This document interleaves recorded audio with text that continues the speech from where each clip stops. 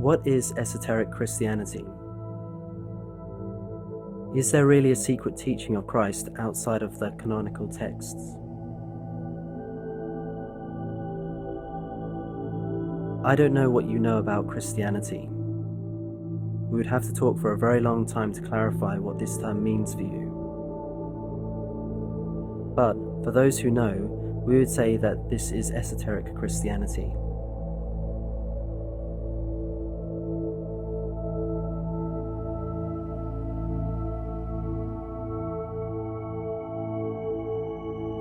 Modern Western civilization has developed over the last few centuries through historical, scientific, and cultural processes, mainly characterized by progress and material development. Since the Renaissance, the idea has emerged ever more clearly of man as the center of the universe.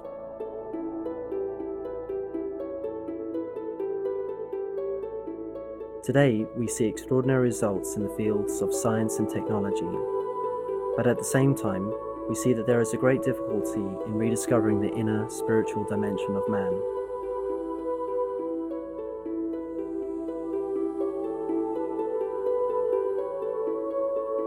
The religion of materialism and performance places gain above all else. Industrial production and mechanical construction is carried out on a large scale. Human beings becoming a means rather than an end accept their role as simple cogs in this vast machine, often without thinking about the real meaning of their lives.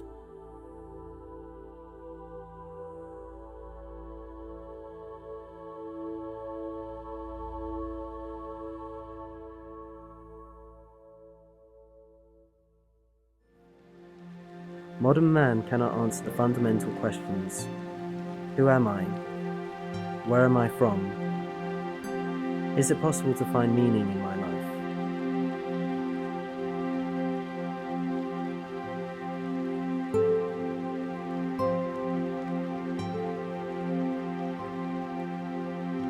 Institutional religions do not seem to be able to answer these questions fully, or, most importantly, to provide the tools needed to reopen access to the inner dimension, the only place in which human beings can truly find themselves.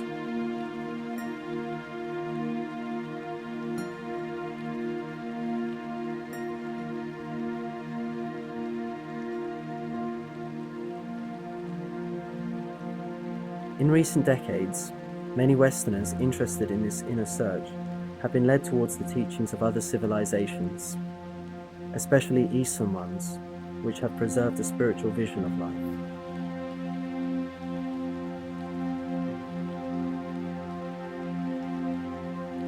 From these traditions, it is still possible to draw valuable study material and effective tools for personal practice, such as different meditation techniques and much more.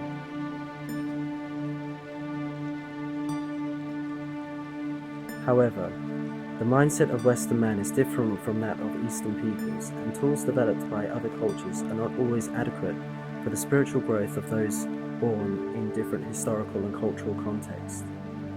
What does the West offer from this point of view?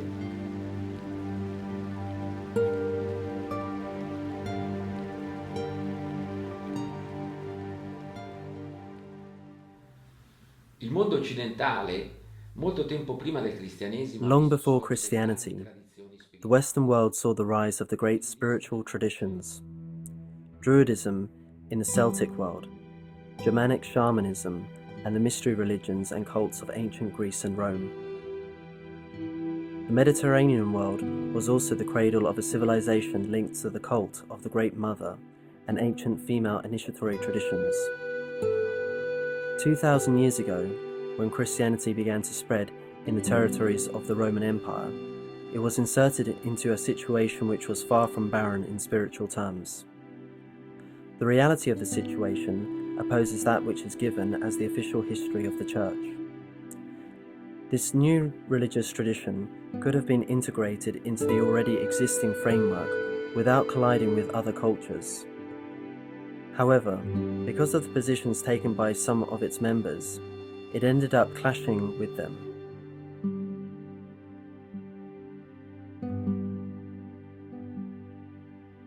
After 3 centuries and the initial persecution of the Roman authorities, Christianity became the state religion, gradually replacing other traditions and almost causing them to disappear completely.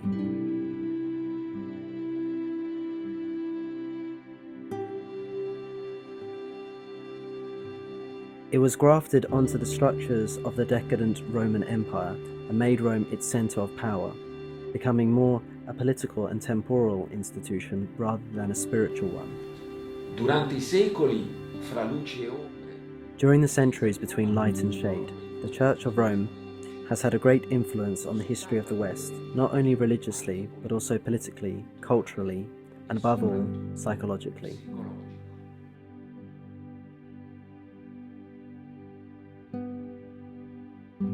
We Westerners have developed from 2,000 years of Christianity, and, regardless of our own opinion, the figure of Jesus is deeply rooted in our psyche, influencing all Western culture, as well as our view of the world. Ma esiste. But does an inner dimension, a secret, esoteric form of Christianity exist? Or did it exist in ancient times? We have to remember that for the first 4 centuries, before orthodoxy was claimed, the Christian world was made up of numerous schools and communities, each of which transmitted the teachings of Christ in a different way. Exotericism, from the Greek word exoterikos, external, refers to the aspect of religion which is open to all. Esotericism, from the Greek esoterikos, internal, refers to the sacred mysteries present in all religious traditions.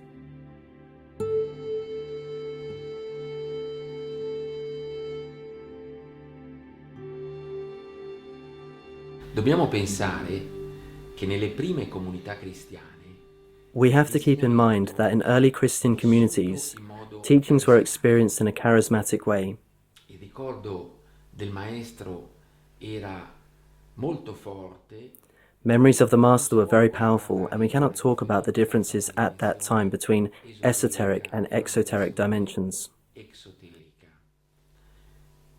Con il tempo, fra le comunità cristiane iniziarono a differenziarsi quelle che Over time, however, Christian communities began to be divided up into those which lived out this teaching through pistis, cioè faith, fede, da quelle comunità dove invece l'insegnamento aveva un carattere and those where this teaching had an initiatory character, such as the Gnostic or pneumatic communities. pneumatiche.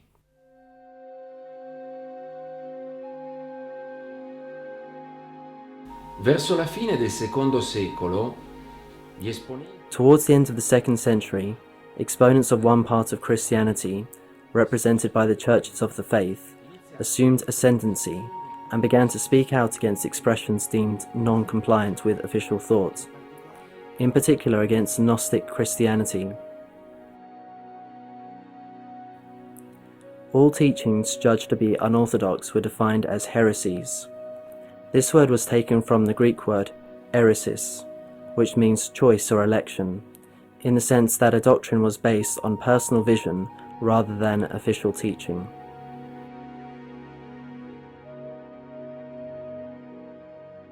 One of the tools of this struggle, which began in the 2nd century, was the theological argument put forward in Latin by writers committed to this challenge, known as heresiologists.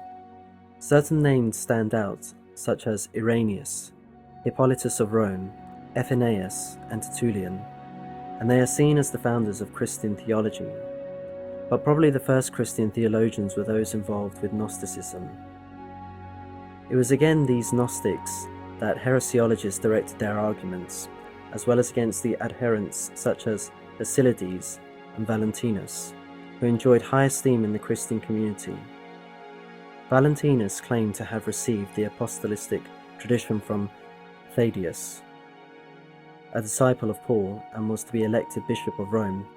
His disciple, Ptolemy, in his letter to Flora, says, "We too have received the apostolic tradition by virtue of a regular succession."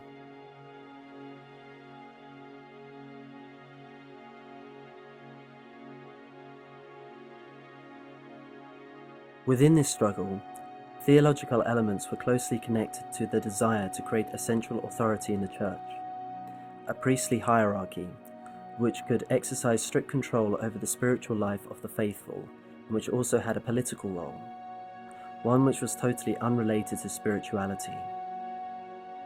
From this moment on, Christianity would be marred by constant struggles and internal conflicts. This would see the systematic elimination of the losers, including masters such as Valentinus, Arius, and Nestorius. During the 2nd and 3rd centuries, in the conflict between the Gnostics, a bitter struggle took place between Christians who accused each other of heresy, with each group claiming to be the only true church. This policy of intolerance would be constant throughout the history of the church and involved extreme levels of cruelty. For the official churches, there is no doubt that the authentic Christian teaching is the one which prevailed during these conflicts, but this is the story told by the winners.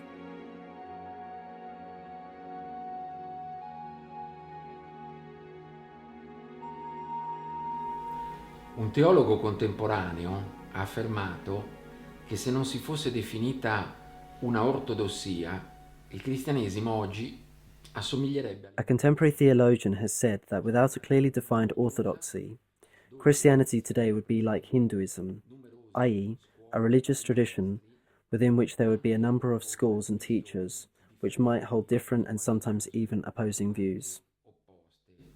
Ciò evidentemente nel mondo occidentale è qualcosa di non accettabile. Evidently, in the Western world, this is not seen as acceptable, but maybe we should consider if it could, in fact, have been a positive development. Infatti, nonostante la definizione di un'ortodossia, oggi comunque il cristianesimo... In reality, despite its clearly defined orthodoxy, Christianity today, following many schisms, is still fragmented, and there is a myriad of different cults, churches, with different names. Le scuole cristiane dei primi secoli su cui si accanirono The Christian schools of the early centuries, which were furiously attacked by heresiologists such as Tertullian and Irenaeus, belonged to the tradition called Gnosticism. In greco il termine gnosi significa conoscenza. In Greek, the word gnosis means knowledge, but in the terminology of the mystery religions, knowledge meant something different to what it does today. Infatti, essa non corrispondeva al sapere razionale. It did not refer to rational and intellectual knowledge, but to a special experience that would allow for a direct view of spiritual reality.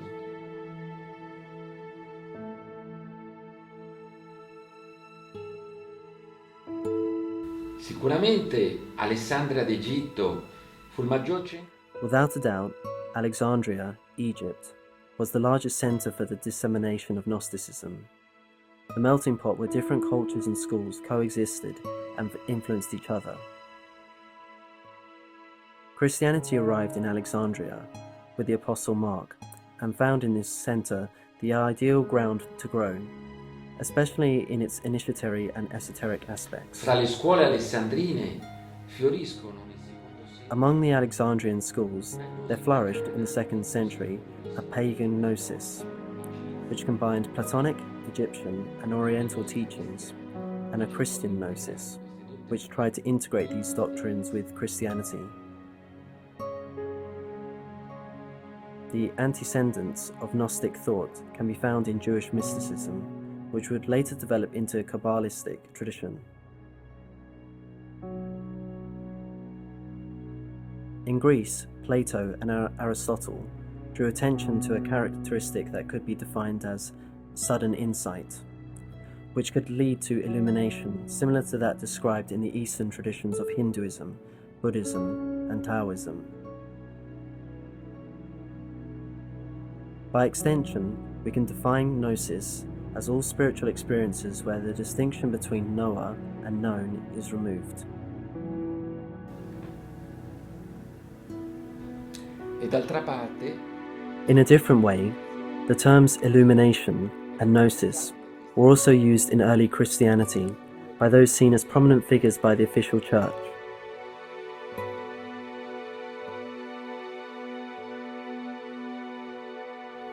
Nella seconda lettera di San Paolo ai Corinzi troviamo l'espressione In the second letter of Paul to the Corinthians, we find the expression photismos tes noseas.